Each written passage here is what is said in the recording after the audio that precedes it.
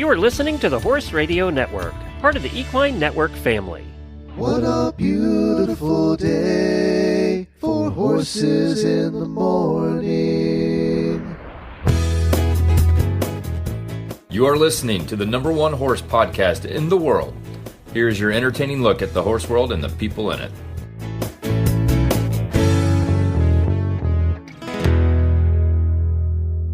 I'm Julie Broadway, president of the American Horse Council.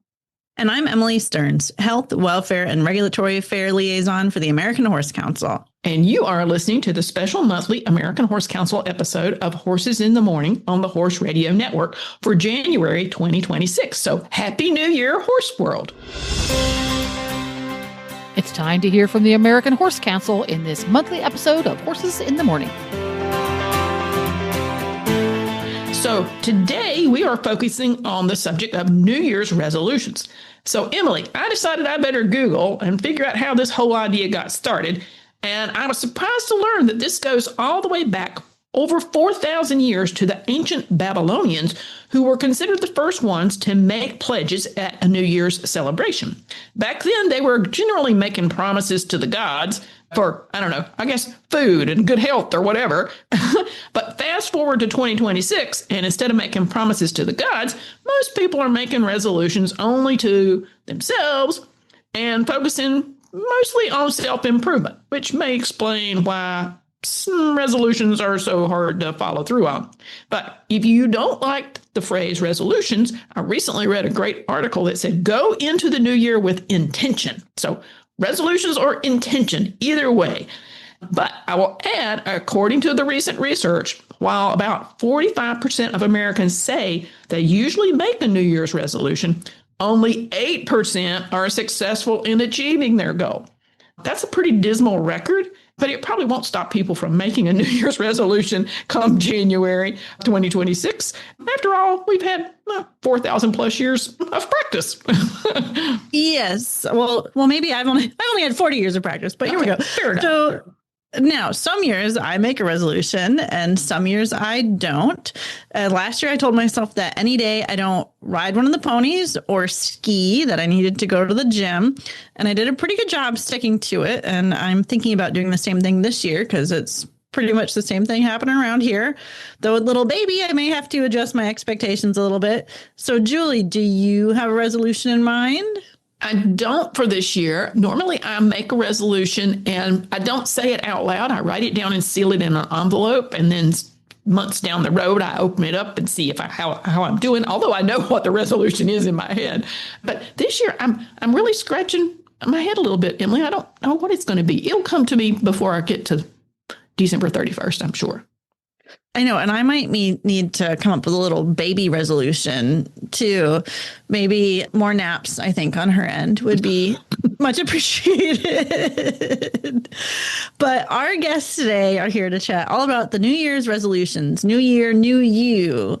So first, before we get to them, a word from our sponsor. So, folks, today's episode is brought to you by the American Horse Council Board of Trustees, the American Horse Council committees, and the American Horse Council staff. As we embark on a new year, we wanted to take a little time to express our thanks and our heartfelt appreciation for your support of the work we do every day for the horse and the horse industry. I bet you didn't know this, but AHC reaches over 1 million horse owners and has a network of over 100 volunteers who give so generously of their time and their talents to help us research and explore issues and come to informed decisions to help benefit everybody in the equine community. We have 6 standing committees and about 10 task forces or working groups that are currently working on a variety of topics. So if you want to learn more and you want to get involved, drop us an email at info@horsecouncil.org.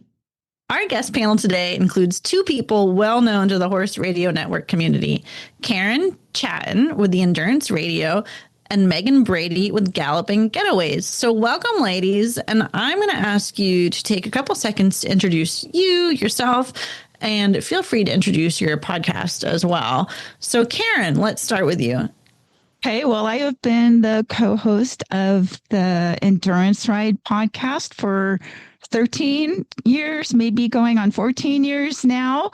And that's been a lot of fun for me. I'm an endurance rider. I've been riding endurance since the early 90s. I've got close to 40,000 miles, and I'm bringing along a kind of a new horse. It's going to be his 4th ride season this year for 2026. I'm really excited about that. Wow, 40,000 miles. That's so far. I mean, I don't think I've got a car with 40,000 miles on it. Oh my gosh. Megan, welcome to the show. Go ahead and introduce yourself. Well, thank you for having me. So yeah, I'm an equine bodywork practitioner, and I also mentor equine professionals and am the founder of the Equestrian Travel Association. And as you know, I host Galloping Getaways, which we highlight equestrian travel experiences from around the world that are ethical and have horse welfare at the top of their standards. Well, that is awesome. So let's kick this interview off with a couple of questions.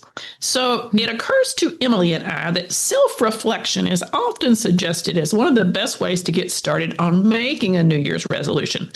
And I'm just curious, what does the New Year symbolize for you guys? What is it all about in your life? Karen? Well, it's like turning a new page or another chapter for my horse and myself. Like I just mentioned, 2026 is going to be Jovi's 4th ride season. He just passed 1,000 miles of competition with a perfect completion record. So we're really just looking forward to continuing our progress. We've had some difficulty with health issues for me and for him.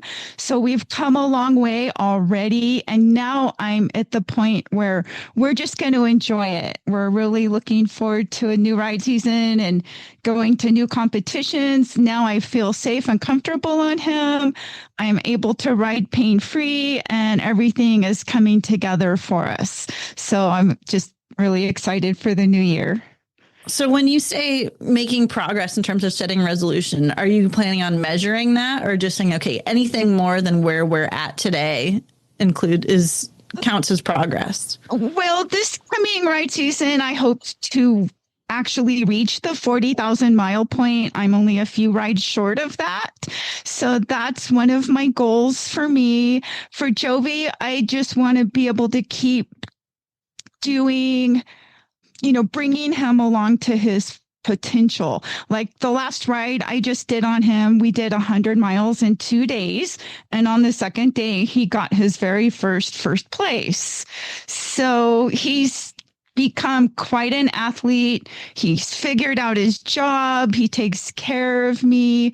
So, my goals for him, it's always about longevity and putting his health and well-being first, and also still competing and hopefully going to some new rides and just having some new adventures together, and always prioritizing his health and well-being. That's awesome. So I just have to ask, because I'm curious, what breed is he? An Arabian, of course. Of course. And I call him my rock star because he is named after a rock star. His name is Jovi. Like Bon Jovi. Like Bon Jovi. It shouldn't have taken me that long to get that. Yeah. That's cool. Megan, tell us what the New Year symbolizes for you. I think for me, it's really about a check-in more than a reset. Our horses don't start over on January 1st. And so I don't consider that I start over on January 1st. So for me, it's more of a moment to pause and take inventory and notice what's working and what's not working.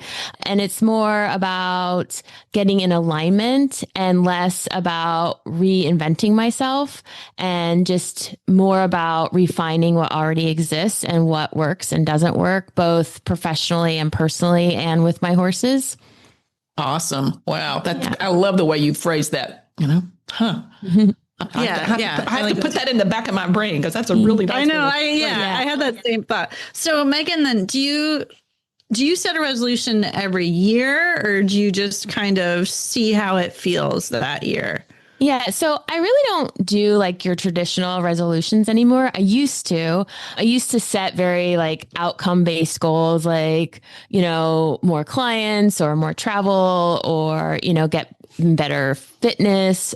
But over the years, I just learned that, like we talked about earlier, about, it's really hard to maintain that sometimes. And you end up just letting yourself down when you put like that much pressure on yourself. So I've learned that they'll only work if the structure and energy behind them is aligned with what your goals, with what you're doing. Mm-hmm. And so I really don't make your traditional like resolutions.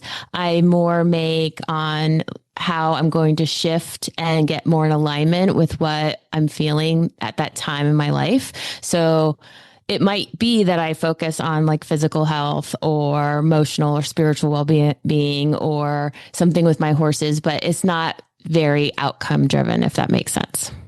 Totally. Yeah. Karen, what about you? Well, I kind of, I also have changed how I go about, the new year and setting resolutions.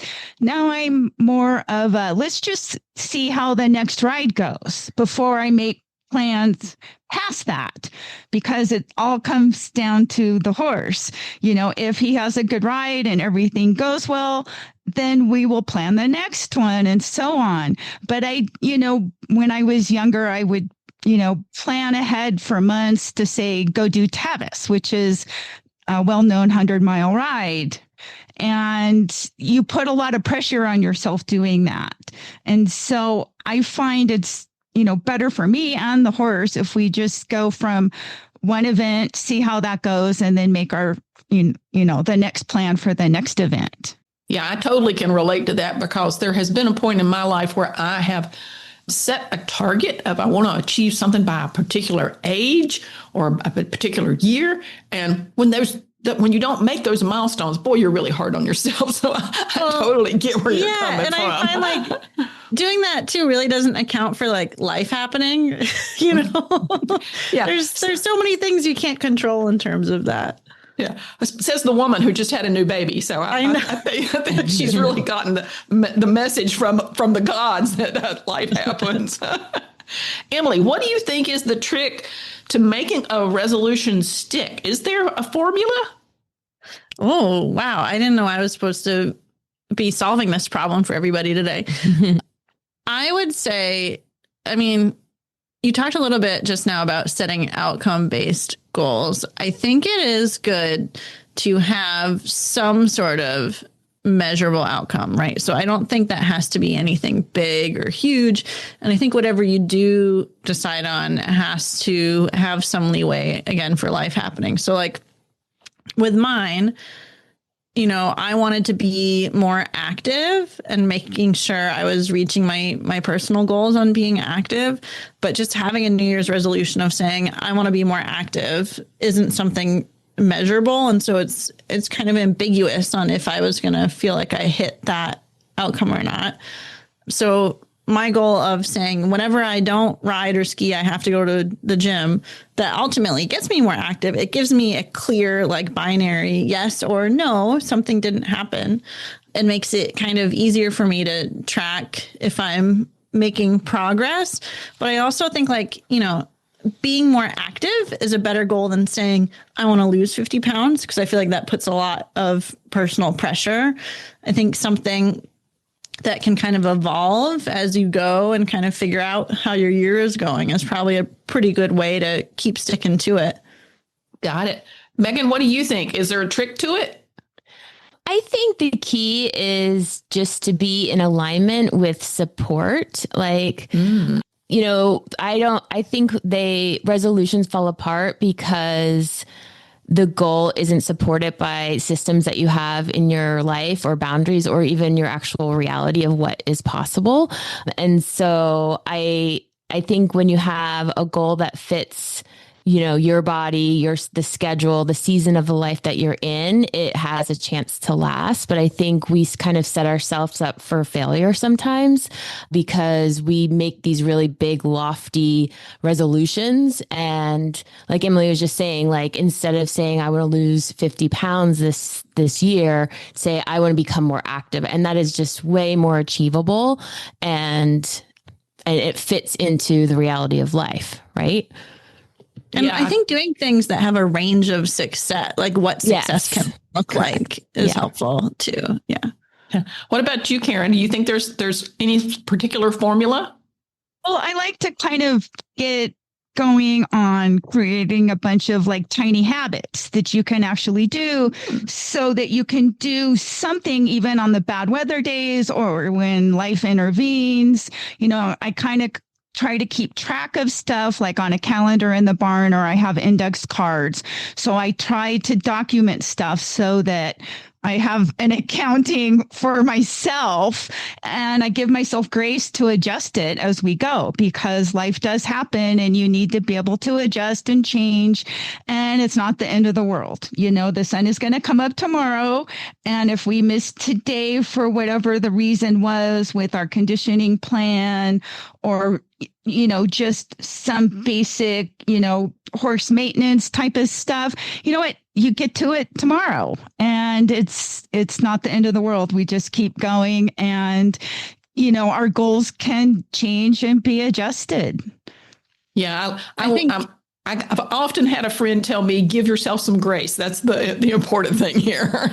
Yeah. And I think to set your goal to be something you like doing. Like, don't make it be like, okay, I want to lose 50 pounds. We'll go back to that one. I think a lot of people set weight loss or body improvement as part of a resolution.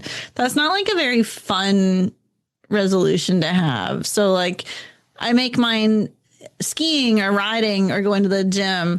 Like, those are all things I like doing. So it makes it easier to achieve that resolution and kind of make progress towards my goal of being more active if I kind of put it in context of things I like doing.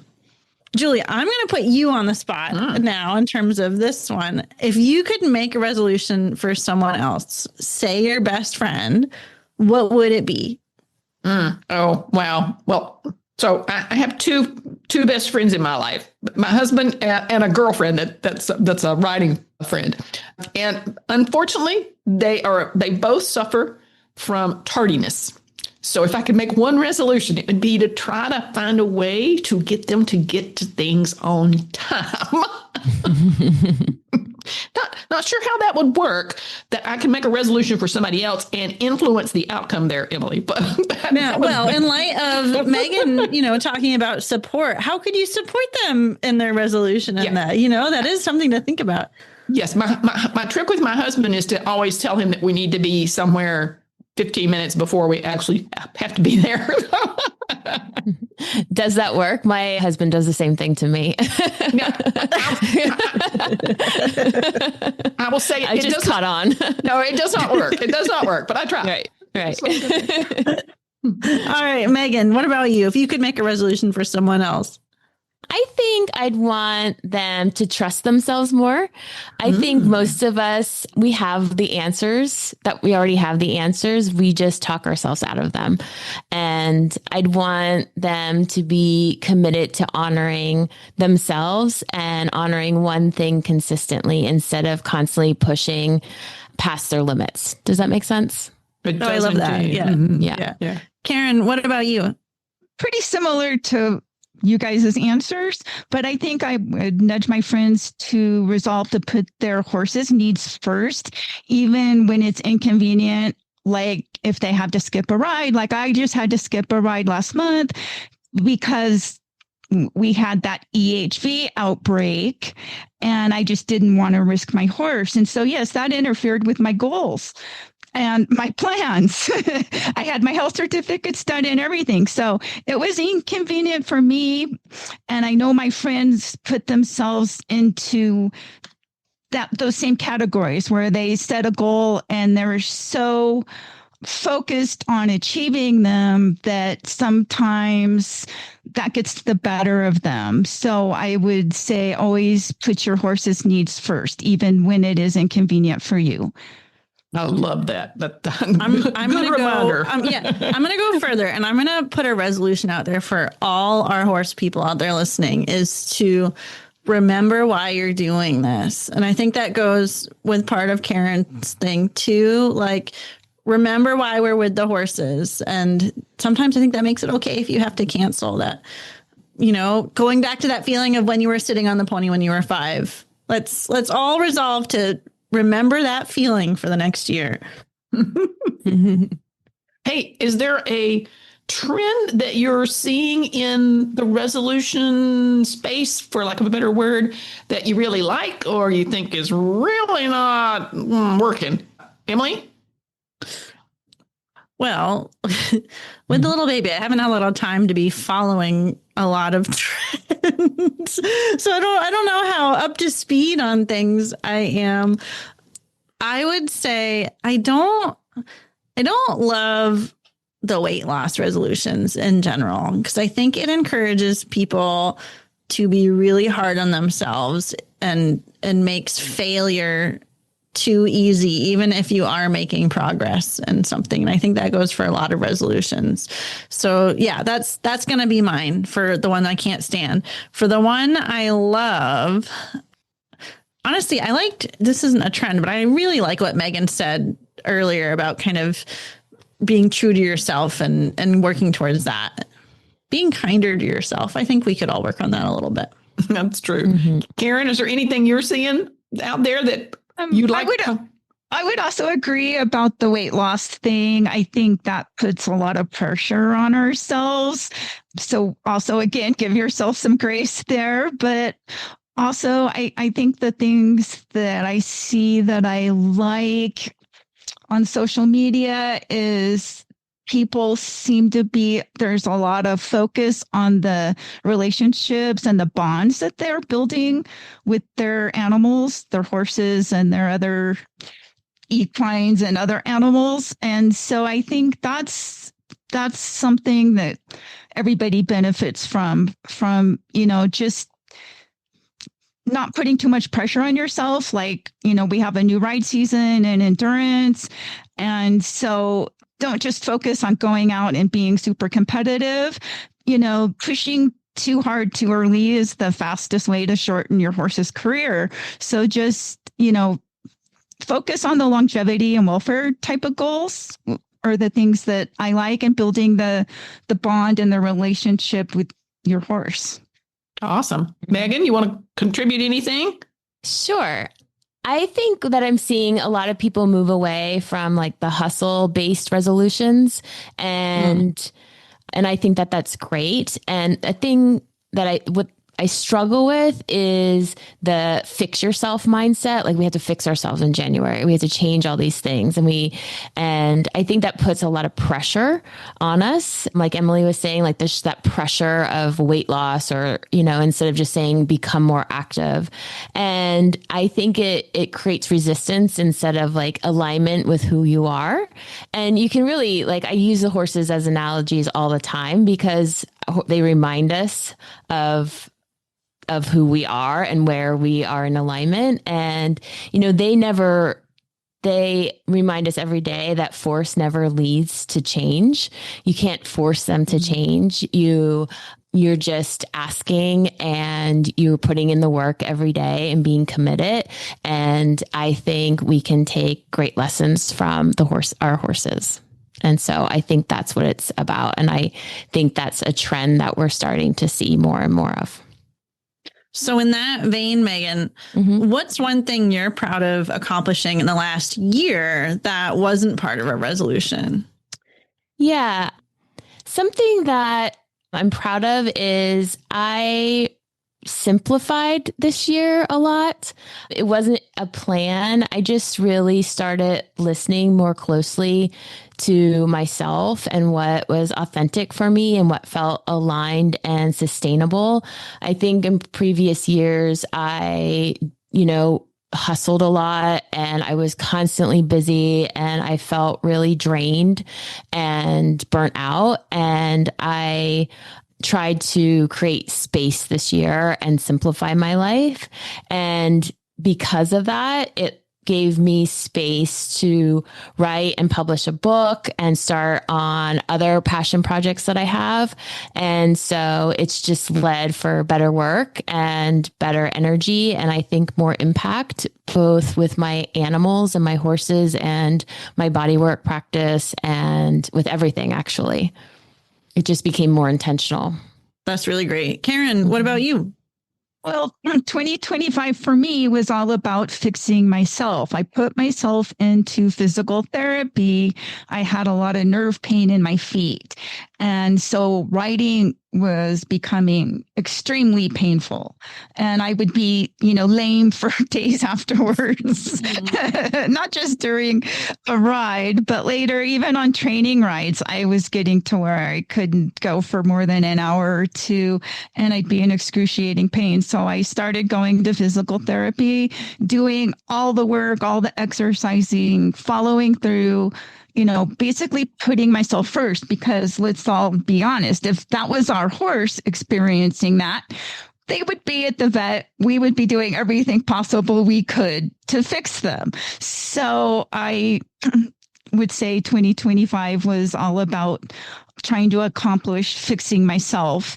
And that's part of why I'm also so excited for 2026, because now I'm able to ride multiple days of endurance and not be, there's still some pain, but it's bearable. So when you're 60 years old and you're riding 50 miles, you're going to feel something, but at least it's not. I feel like I have to congratulate you on so many terrible. aspects of that. Yeah. Well, all right. Julie, I'm going to stick you with this one. So same deal. What's something you accomplished in the last year that wasn't part of a resolution? Ooh, wow. Emily, let me think about that. So I'm going to do a work-related thing. So at the American Horse Council, with the change in administration and a lot of challenges in Congress, like the government shutdown and all that kind of thing, one of the things we accomplished that I was really, really proud of is our ability to be flexible and nimble and respond to a lot of shakeup that was coming at the industry, whether that was the disease outbreaks, whether that was trade and tariff, which we heard a lot about.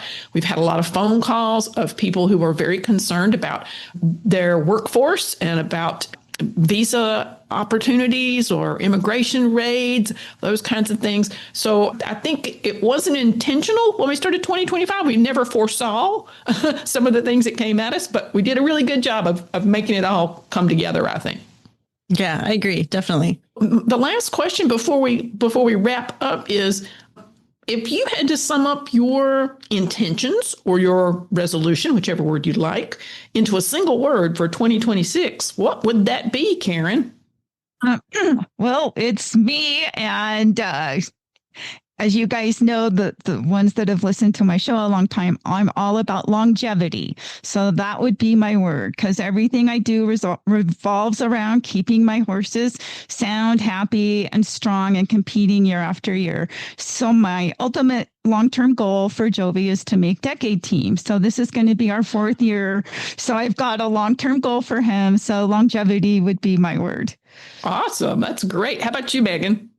Mine would be alignment. Yeah, I think doing what fits. So in my work, in my body, in my values, so they're all moving in the same direction. Yeah, without any force and just having flow. Yeah. Excellent. Emily, you got one?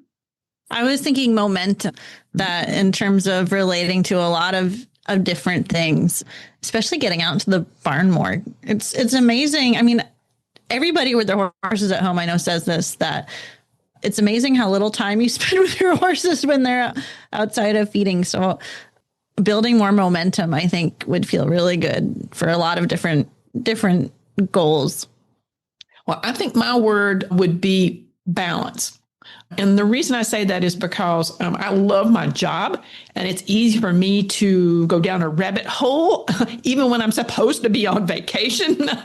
So really want to work hard to try to make certain I give myself some space and some time to decompress and re-energize and those kinds of things so I can come back stronger and when it's time to come back to work. So balance is my word. Well, you can tell Tony that one so he can keep you honest in it. Oh, yeah. So, ladies, we are so appreciative of your time today. Thank you for joining us, and we wish you the best in the new year. And I hope 2026 is everything you hope for it to be. So our legislative and regulatory segment for today's episode is brought to you by the American Horse Council Foundation. Did you know that the AHC Foundation does remarkable work, including research, charitable endeavors, and scholarships? The foundation is famous for its extensive research on the economic impact of the horse industry, equine welfare, and aftercare. We have a grant makers summit and a variety of other topics. And our charitable endeavors include outreach to horse owners through the United Horse Coalition and A Home for Every Horse.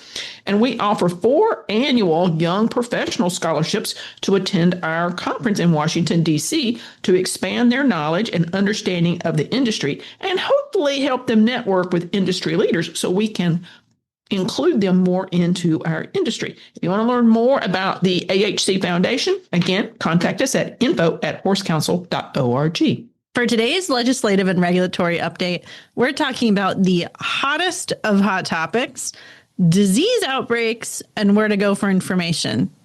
As we all pause to think of a great New Year's resolution, let's put better biosecurity at the top of our priority list. Yes, please, folks. It would be so easy to harp on the latest EHV1 outbreak as an obvious motivator to be more vigilant. But the truth is, at any point in time, the horse industry is at risk for many different kinds of outbreaks. EHV1 is the most obvious, being top of our mind, but we also fairly commonly have vesicular stomatitis in the Southwest, along with tick-borne diseases, breeding diseases, and other mosquito-borne diseases to always be thinking about. Yeah, and it gets overwhelming fast. I mean, luckily, we have several great resources, and one in particular we want to mention today that you pay for through your federal tax dollars, and that's our friends over at the U.S. Department of Agriculture, particularly veterinary services and the Animal and Plant Health Inspection Services, known as APHIS. And historically, USDA APHIS receives funds through appropriations for different species health surveillance and programming. And in previous years, Equine has shared this program funding with cervids, which are sheep and deer. And up until now, we were never able to get an accurate report of how much of these funds were designated for horse health surveillance and well-being. Well, and I wish that everybody could see Emily and I doing our little happy dance, because we are so excited that the industry has spent the last few years asking that the pool of funds for equines and cervids be split apart so horses have their own specific line item. And in 2026, we've been told that's going to happen, and the equine industry is going to get $2.45 million. And we're so excited about that. And we don't have all the details yet, but this will go a long way in helping bolster federal disease surveillance. Yes. And now, so that's USDA APHIS. It's just one aspect of how we help protect what we call the national herd. So all of our horses. We also have state health officials, and state health officials are in charge of identifying and reporting reportable diseases to the appropriate authorities. So these diseases are diseases that are required to be reported to the federal authorities, aka USDA APHIS, and also to their respective state disease response teams. So for some states, that's the State Department of Agriculture. And for other states, it might be a livestock or an infectious disease commission. So, Emily, I know a lot of people are confused by the phrase, quote, reportable disease. What is a reportable disease, and how do you decide which ones are reportable? Great question. So a reportable disease is a disease listed on the USDA APHIS, or some states have their own list of diseases that must be reported to the appropriate authorities if identified by a veterinarian or by a state vet lab. And at the federal level, the list of reportable equine diseases includes, but is not limited to, African horse sickness, contagious equine metritis, dorine, equine influenza, equine infectious anemia, equine pueroplasmosis, equine viral arteritis, equine encephalitis. I can never pronounce that one right. It's hard. It just means all the E's, triple E, VEE, and Western EE, as well as vesicular stomatitis. There's also the neurologic version of EHV, so EHM. EHV is considered monitored, but is not a reported disease. That's a little different variation. We don't need to get to the specifics, but it does mean they're still very important, and that if they're diagnosed, the federal authorities need to know about it. But again, you can view the full list of all reportable diseases at aphis.usda.gov. So that's aphis.usda.gov. So, folks, we've covered the state and federal level disease reporting, but where can you go to see what's going on in your immediate area? And we want to encourage you to go to the Equine Disease Communication Center, known as the EDCC, and you can find there exactly everything that has been reported, and you can get it down to, I think, the county level, Emily. Yes. Yeah. For some diseases, it is at the county level. So now what typically happens, the way the EDCC works, is that veterinarians, state vet labs, and most state animal health officials submit any reportable diseases identified to USDA APHIS and the EDCC. The EDCC waits for confirmation of vet lab testing before posting any disease reports to the website. So as an example, in the latest EHV outbreak that caused a bit of contention, right?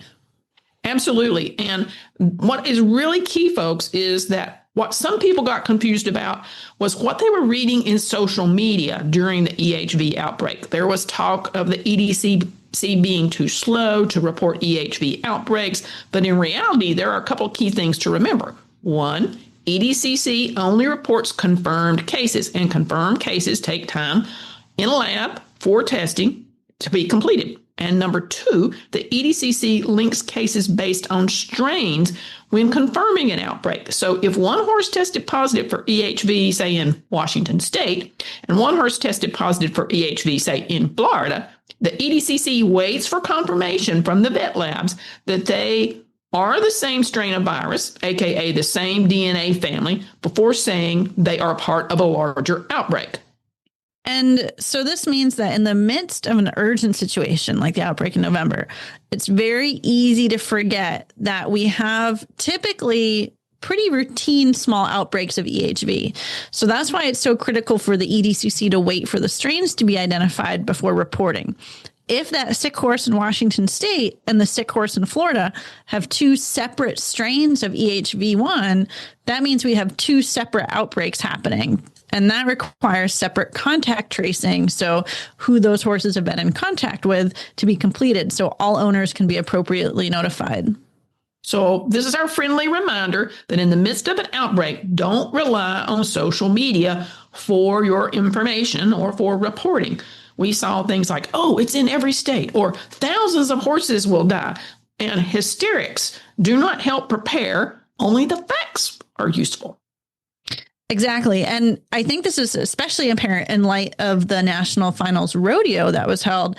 And they had a very successful competition. They adhered to very strict biosecurity protocols. And knock on wood, as of right now, everyone has gone home healthy and happy. So if and when the next outbreak happens, but it won't, because you all are going to have your New Year's resolution to practice your very best biosecurity. You're not going to share nose rags at horse shows. You're not going to share water buckets. You're going to wipe down all your stuff when you get home. You're not going to let your horses kiss each other. But if it does happen again, and inevitably it will, go to the EDCC website or contact your state animal health official. We'll put links to how to find your state animal health official in the show notes, or the USDA APHIS websites for accurate updates. Keyword, accurate updates. And when in doubt, hunker down and stay home until you have the correct information. So we'll post all about this in the show notes, so you'll have all these resources. But also don't be afraid to reach out to us at the American Horse Council. Again, info@horsecouncil.org for more information. We'll be happy to help direct you to the right place and the right people to get the answers that you need. So thank you for joining us today. We'll provide more numbers and links again in our show notes. We invite you to support our beloved industry and join the American Horse Council. You can earn a free subscription to our monthly newsletter, also to some magazine partners that we have, which shares the latest in all legislative happenings, federal and state, as well as information that we feel horse owners like you need to know. Follow the American Horse Council on social media. You can find us on Facebook, Instagram, X, formerly Twitter, and LinkedIn. And you can also subscribe to this podcast's RSS feed. And you can subscribe to Horses in the Morning on any podcast player and find all the shows, including ours, on the Horse Radio Network at horseradionetwork.com. And as we always like to say, we are #here for horses, and Happy New Year, everyone.